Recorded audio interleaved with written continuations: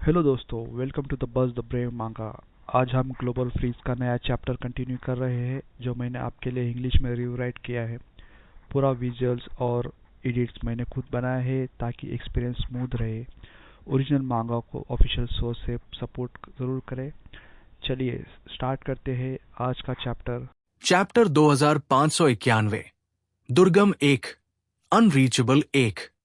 जैसे ही उन्होंने अपनी मुट्ठी भींची, स्थान, स्पेस विकृत हो गया और वे उस स्थान से ओझल हो गए। वे हवा में प्रकाश की एक बिंदु की तरह टिमटिमाते रहे, हर बार 5 किलोमीटर की दूरी पर स्थानांतरित होते हुए। ये खोई हुई दुनिया, लॉस्ट वर्ल्ड, विशाल थी और लू केरन द्वारा दिए गए निर्देशांकों के अनुसार उच्च गति से चलते समय ये लगातार चमकती रही, यहां तक कि उन्हें उस निर्देशांक बिंदु को खोजने में काफी समय लगा। वे उस क्षितिज स्काईलाइन के पास पहुंच चुके थे। एक साधारण व्यक्ति के लिए ये दूर एक सुई की तरह दिखेगा जो धुंध में गहराई से छिपा हुआ है। समुद्र, रेगिस्तान और एक शहर के खंडहरों द्वारा अलग किया गया है। ये बस बहुत दूर लगता है, लेकिन झांग यी की नजर में ये केवल दूर होने जितना सरल नहीं था। वो दूरी स्पष्ट रूप से कृत्रिम रूप से खींची गई थी। उन्होंने एक और कदम आगे बढ़ाया। स्थानिक तरंगों, स्पेशल रिपल्स में अत्यंत सूक्ष्म अपवर्तन, रिफ्रैक्शन का एक घेरा दिखाई दिया। उन्होंने अपना हाथ उठाया और उस अपवर्तित सतह को छुआ, मानो गर्म कांच को छू रहे हों। उनकी उंगलियों के पोरों को धीरे से झटक दिया गया। ऐसा लगा जैसे कोई अदृश्य स्थानिक अवरोध, स्पेशल बैरियर, उनका रास्ता रोक रहा हो। दिलचस्प। झांग यी की आंखों में एक जलती हुई रोशनी चमकी। क्या ये किसी खोई हुई सभ्यता का केंद्र था? उस स्थान में कौन से रहस्य छिपे हैं? वे थोड़ा और आगे उड़े, लेकिन वे आगे बढ़ते रहे, और चाहे उन्होंने कितनी भी बार स्थान को पार, ट्रैवर्स किया हो, वे उस दूर और विशाल क्षितिज के करीब नहीं पहुंचे। ऐसा महसूस हुआ जैसे सैकड़ों किलोमीटर की दूरी हो, लेकिन क्षितिज रेखा आकाश से जुड़ी हुई थी। वो एक ऊंची मीनार थी, एक दूरस्थ बाबेल की मीनार, टावर ऑफ बैबल। क्या वही पूरे मंगल ग्रह की दुनिया का केंद्र है? झांग यी ने अपनी आंखें सिकोड़ी और स्थानिक तह, स्पेशल फोल्डिंग के निशानों की तलाश की, उस पद्धति का पालन करते हुए जो लिंग ने उन्हें सिखाई थी। उन्हें उस क्षेत्र के बारे में कुछ असामान्य महसूस हुआ, लेकिन अपनी शक्ति के साथ वे करीब जाने में असमर्थ थे। कल्पना कीजिए कि आप एक कन्वेयर बेल्ट पर आगे बढ़ रहे हैं, लेकिन कन्वेयर बेल्ट पीछे की ओर चल रही है। दोनों ताकतें टकराती हैं और अंत में आप केवल एक नाखून के बराबर ही आगे बढ़ पाते हैं। झांग यी ने अपनी भौहें सिकोड़ी। वे अंधविश्वास में विश्वास नहीं करते। इस बार उन्होंने बस एक उच्च स्तरीय स्थानिक टेलीपोर्टेशन सक्रिय किया। उनकी पूरी आकृति पूरी तरह से ईथरी, एथेरियल हो गई। एक अत्यंत पतली स्थानिक स्पर्श रेखा, स्पेशल टैंजेंट, में बदल गई, मानो वे बिंदु A से बिंदु B तक शून्य में कूद गए हों। लेकिन इस बार जब वे कूदे तो उनके सामने का दृश्य वैसा ही था। वही पुराना, दरार वाला धातु का मैदान, रेत के टीलों के बीच बसा वही परित्यक्त यांत्रिक शहर, वही ऊंची गगनचुंबी इमारत जो हमेशा आगे है, हमेशा पहुंच से बाहर। अंततः उनकी आंखों में आश्चर्य की एक झलक चमकी। यहां एक विशाल स्थानिक अवरोध है। लू केरन की आवाज उनकी छाया से फिर से उभरी, लेकिन इस बार उनका स्वर केवल उत्साहित नहीं था, बल्कि कुछ हद तक अविश्वसनीय भी था।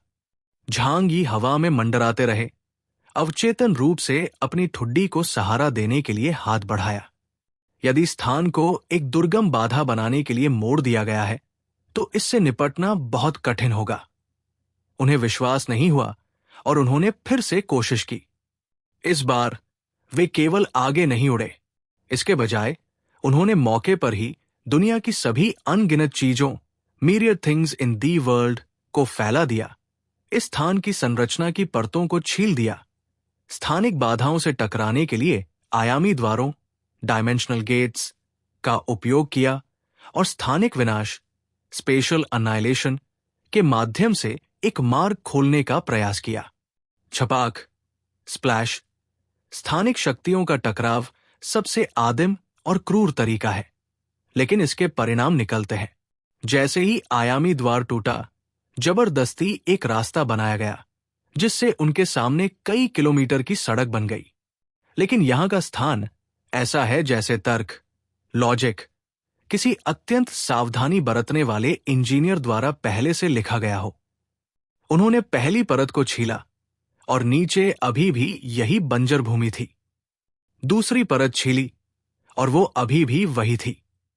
तीसरी परत भी वही है।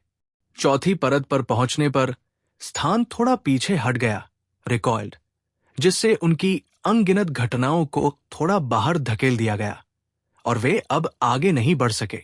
गेट तोड़ने के इस क्रूर तरीके ने माय फेनोमेना, मिरियड फिनोमेना के 3000 आयामी द्वारों में से सैकड़ों को पहले ही नष्ट कर दिया था।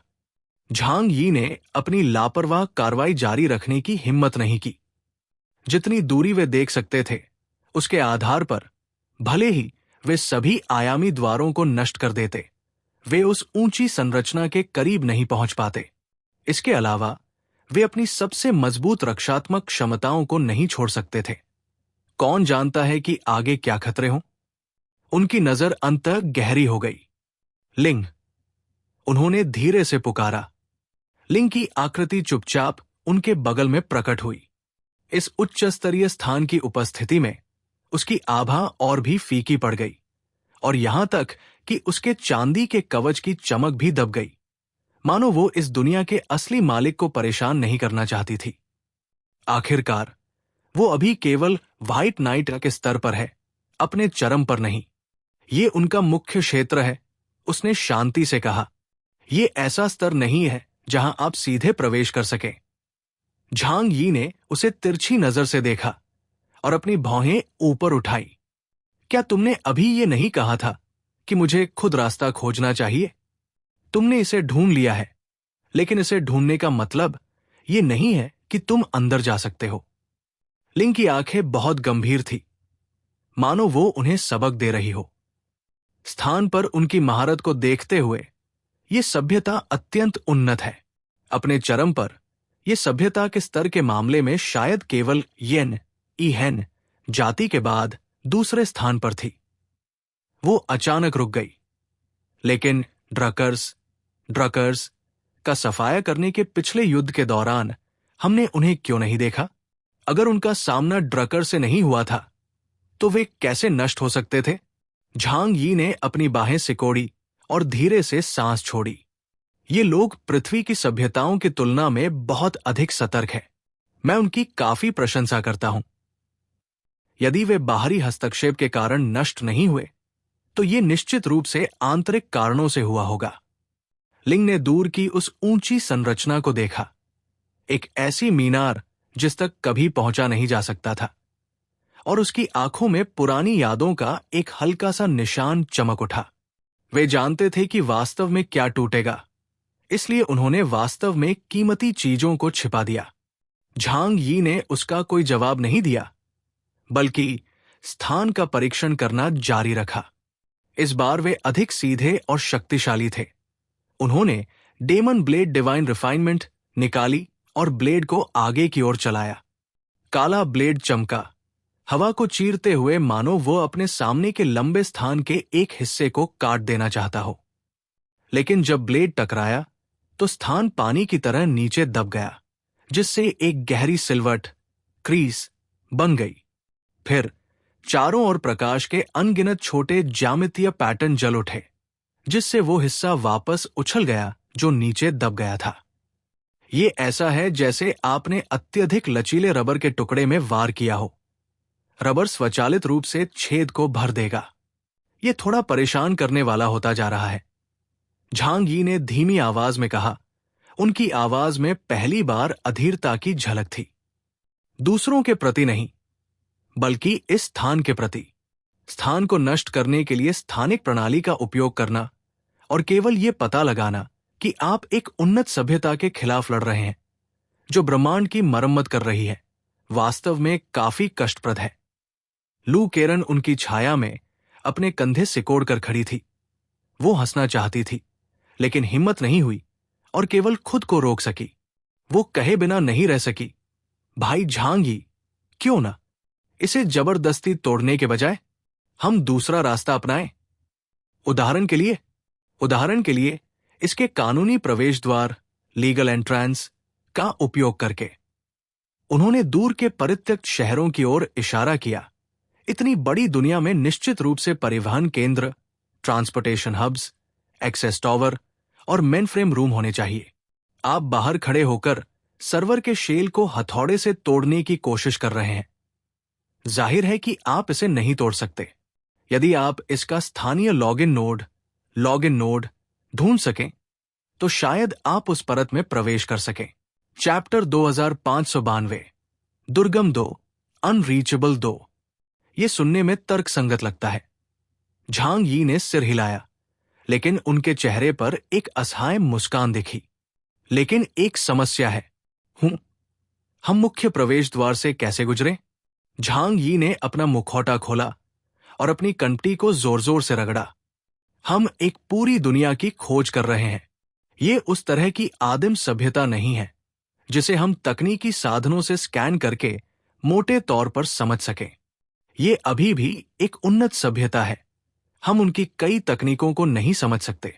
झांग यी को सिरदर्द महसूस होने लगा। उन्हें ऐसा लगा मानो वे सोने के पहाड़ के सामने खड़े हों, लेकिन उनके चारों ओर एक विशाल, असीम रेगिस्तान था। उनके पास कोई उपकरण नहीं था और वे केवल सोने को निहार सकते थे। उसे खोदकर निकालने में असमर्थ थे। ये वास्तव में 100 पंजों द्वारा फाड़े जाने जैसा महसूस होता है। लू केरन ने उन्हें सांत्वना देते हुए कहा, भाई, हमारी इंजीनियरिंग टुकड़ियों को यहां धीरे धीरे खोज करने दे। इसमें कई दशक लगेंगे और हम अंततः एक बड़ी सफलता हासिल करेंगे। धन्यवाद, तुम लोगों को सांत्वना देने में बहुत अच्छी हो। झांग यी की आंख अनैच्छिक रूप से फड़कने लगी। हालांकि वे ये भी जानते थे कि लू केरन सही थी। उन्नत सभ्यताओं की खुदाई इतनी आसान नहीं थी।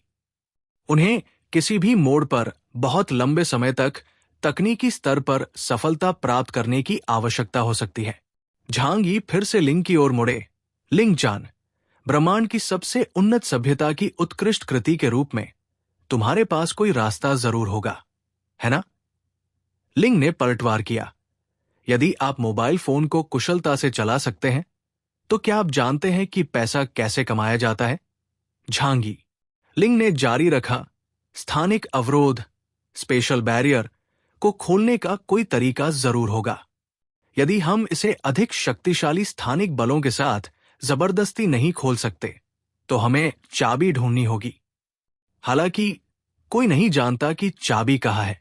एक पल के लिए झांग यी और उनकी टीम गतिरोध, स्टेलमेट की स्थिति में थे। झांग यी अभी भी ये सोच रहे थे कि इस बाबेल की मीनार को कैसे चुनौती दी जाए। तभी अचानक उनके कानों में एक मधुर धुन बहती हुई आई। वो रचना शास्त्रीय और कोमल थी, फिर भी ये शुद्ध पियानो जैसी नहीं लग रही थी। स्वर में धातु की गूंज का पुट था, मानो कोई पीतल के पोरों, ब्रास नकल्स से कांच के तारों को थपथपा रहा हो। झांग यी और अन्य लोगों ने तुरंत विस्मय के भाव दिखाए, क्योंकि वो धुन बहुत परिचित थी। मुझे नहीं पता कि सभी नस्लों के संगीत के पैमाने, म्यूजिकल स्केल्स, एक जैसे होते हैं या नहीं, लेकिन यह संगीत स्पष्ट रूप से मनुष्यों की शैली में है। यहां पृथ्वीवासियों का संगीत कैसे बच सकता है? वो आवाज बिल्कुल सही समय पर आई, मानो कोई पुराना दोस्त उनके आगमन की प्रतीक्षा कर रहा हो। झांग यी ने तुरंत बुद्धिमान प्रणाली, इंटेलिजेंट सिस्टम को ध्वनि के स्रोत का पता लगाने का निर्देश दिया और फिर सावधानी से स्थानिक टेलीपोर्टेशन को सक्रिय कर उस दिशा की ओर बढ़े। ध्वनि ढह गई ऊंची इमारतों के एक समूह से आ रही थी। वो समय के साथ चपटा हो चुका शहर का कंकाल था। दीवारें ऐसी थी मानो उन्हें छील दिया गया हो। केवल स्टील की छड़ें और आंतरिक पसलियां बची थी, जो इस दूसरी दुनिया की निरंतर सफेद रोशनी में फीकी और पराई दिखाई दे रही थी। ध्वनि सबसे ऊंचे बीम से आ रही थी, हल्की गूंज के साथ, और खंडहरों के ऊपर से समुद्र की ओर फैल रही थी। जब झांग यी यहां पहुंचे तो वे स्मार्ट उपकरणों की सहायता के बिना केवल अपने कानों से ध्वनि सुन सकते थे। झो केर ने कुछ सेकंड तक सुना। उसकी आंखें चमक उठीं और उसके होठों के कोने ऊपर की ओर मुड़ गए। ये शूबर्ट की सेरेनेड, शूबर्ट्स सेरेनेड है। ये कहते हुए वो खुद भी धीरे धीरे धुन गुनगुनाने लगी। झांग यी की ओर ऐसे देख रही थी मानो संगीत पढ़ने की अपनी क्षमता का प्रदर्शन कर रही हो। मैंने कभी नहीं सोचा था कि इस ईश्वर द्वारा त्यागी गई जगह पर कोई रोमांस को समझता होगा। झांग यी मुस्कुराए। उनकी आंखों में आश्चर्य की एक झलक थी। मार्टिन सेरेनेड का स्वाद काफी अनोखा है, लेकिन मैं पुष्टि कर सकता हूं कि हमारे मानव अग्रदूत पायोनियर्स खाली हाथ नहीं लौटे थे। एलन फ्रीमैन की छवि उनके मन में कौंधी। उनकी अग्रिम टीम वास्तव में मंगल ग्रह की दुनिया की गहराइयों तक पहुंच गई थी। जब झांग ये खंडहरों पर पहुंचे तो उन्होंने एक विशाल स्टील बीम पर एक मानव सदृश प्राणी को बैठे देखा। यह कहना कि वो बैठा था थोड़ा बढ़ा चढ़ाकर कहना था। ये अधिक ऐसा था जैसे वो पालथी मारकर बैठा हो। उसने एक बेतहाशा बड़ी टोपी पहनी हुई थी जिसका घेरा इतना चौड़ा था कि उसने लगभग आधा चेहरा ढक लिया था, और ऊपर कपड़े का एक टुकड़ा था जो ढह गया था। मंगल की दुनिया की हवा में धीरे धीरे झूल रहा था। उसका शरीर कांगीवान कबीले की सुव्यवस्थित लंबी मशीन जैसा नहीं था, बल्कि उसमें पुराने जमाने के औद्योगिक सौंदर्य, इंडस्ट्रियल एस्थेटिक्स का स्पर्श था। रिवेट्स, खुले जोड़ और खुरदरी रेखाओं वाला छाती का कवच, मानो एक पुराने जमाने का पियानो और इंजीनियरिंग मशीनरी का एक हिस्सा जबरदस्ती जोड़कर एक मानव आकृति बना दी गई हो। सबसे अजीब उसका चेहरा था। सटीक रूप से कहें तो वो क्षेत्र जहां चेहरा होना चाहिए था, वहां सामग्री एक काली, थोड़ी घिसी हुई वर्गाकार डिस्प्ले स्क्रीन थी। उस समय उस स्क्रीन पर एक व्यक्ति का चेहरा चमक रहा था। वो एक मध्यम आयु वर्ग के मानव पुरुष का चेहरा था, जिसके कोणीय नैंश अभी भी बरकरार थे, लेकिन उसकी कंठपट्टी बहुत अधिक सफेद थी। उसकी आंखें थोड़ी धंसी हुई थी और उसके मुंह के कोनों की झुर्रियां संकेत दे रही थी कि ये व्यक्ति पहले हंसना पसंद करता था, लेकिन अब उसकी हंसी में एक मामूली विक्षिप्त न्यूरोटिक गुण था। झांग यी ने उसे एक नजर देखा और तुरंत पहचान लिया कि वो कौन था। एलन फ्रीमैन, उन्होंने धीरे से पुकारा। स्क्रीन पर चेहरा एक पल के लिए जम गया, फिर एक डिंग के साथ लाइव फीड पर वापस आ गया, और जब इसकी नजर झांग यी से मिली तो इसके चेहरे पर विस्मय का वास्तविक भाव दिखा। हे भगवान, देखो मैंने क्या खोजा है। लानत है, क्या ये केवल मेरी कल्पना है? इलेक्ट्रॉनिक स्क्रीन पर मौजूद व्यक्ति हंसा, यहां तक कि उनकी आवाज में एक पुराने वीडियो टेप की तरह हल्की फुसफुसाहट वाली आवाज, हिसिंग नॉइज थी। आखिरकार हमने एलियंस को देख लिया, और उनका लहजा तो आधुनिक भी है। वो अचानक खड़ा हो गया, लेकिन उसकी हरकतें किसी इंसान की तरह सहज नहीं थी। वे यांत्रिक तह, मैकेनिकल फोल्ड्स की तरह थी। अंग पहले पीछे हटे, फिर वापस उछले। जोड़ों के अपनी जगह पर लॉक होने पर कुछ कोमल क्लिक क्लिक की आवाजें आईं, और टोपी भी 2 बार हिली। वो अभी भी अपने हाथों से बजाने की मुद्रा में ही था। वो पियानो नहीं है।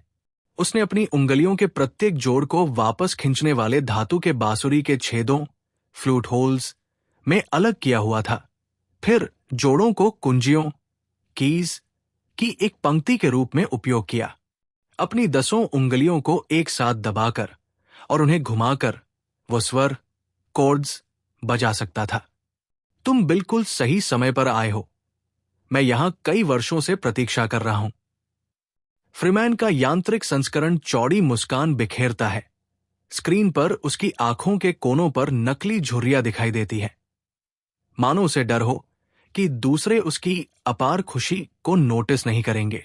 झांग यी उसके पास ही उतरे और उनके पैरों के नीचे का स्टील बीम थोड़ा धंस गया उन्होंने चारों ओर देखा और अपनी भौहें ऊपर उठाई। तुम्हारी पोशाक काफी ट्रेंडी है। उन्होंने अत्यधिक बड़ी टोपी की ओर इशारा किया और कहा, क्या ये तुम्हारी खुद की सौंदर्यबोध, एस्थेटिक्स की समझ में कमी है, या सभ्यता की इस असेंबली लाइन पर केवल यही प्रकार बचा है? फ्रीमैन दिल खोलकर हंसा। उसकी हंसी में धातु जैसी इलेक्ट्रॉनिक रूप से संश्लेषित गूंज थी। मंगल की हवा, मेरे दोस्त। उसने टोपी थपथपाई। वो खुद से काफी प्रसन्न लग रहा था। यहां वास्तव में बहुत अधिक हवा और रेत है, लेकिन हमें अपनी भव्यता, एलिगेंस नहीं खोनी चाहिए। इसके अलावा मुझे अब पसीना नहीं आता, इसलिए टोपी पहनते समय मुझे गर्मी निकलने, हीट डिसिपेशन की चिंता करने की जरूरत नहीं है। ये कहने के बाद वो कुछ देर हंसा, मानो उसे लगा हो कि उसका फीका मजाक काफी सफल रहा। फ्रीमैन को देखकर यांग शिनशिन और अन्य लोग परछाइयों से बाहर आए बिना नहीं रह सके। झांग यी के बगल में खड़ी झू केर ने अपनी नाक सिकोड़ी और उसे एक नजर देखा। तुम उस अग्रणी टीम के नेता हो जो 20 साल पहले मंगल ग्रह पर गई थी। वो एलन फ्रीमैन को देखकर काफी हैरान थी, विशेष रूप से उसके यांत्रिक शरीर को। तो तुम मरे नहीं, बल्कि तुमने अपने शरीर को एक मशीन से बदल लिया। यहां आज का चैप्टर एंड होता है। मुझे उम्मीद है आपको यह पसंद आया होगा। कृपया मेरे गेमिंग चैनल को भी सब्सक्राइब करें। मैं सर्वाइव करने और कंटेंट बनाते रहने की कोशिश कर रहा हूं। आपका सपोर्ट मेरे लिए बहुत मायने रखता है। थैंक्स। ये था आज का चैप्टर। आपको एपिसोड कैसा लगा कमेंट में ज़रूर बताएं। अगर आप मांगा स्टोरीज एंजॉय करते हैं तो वीडियो को लाइक करें और बस द ब्रेव मांगा को सब्सक्राइब करना मत भूलिए। मिलते हैं नेक्स्ट चैप्टर में। Thank you.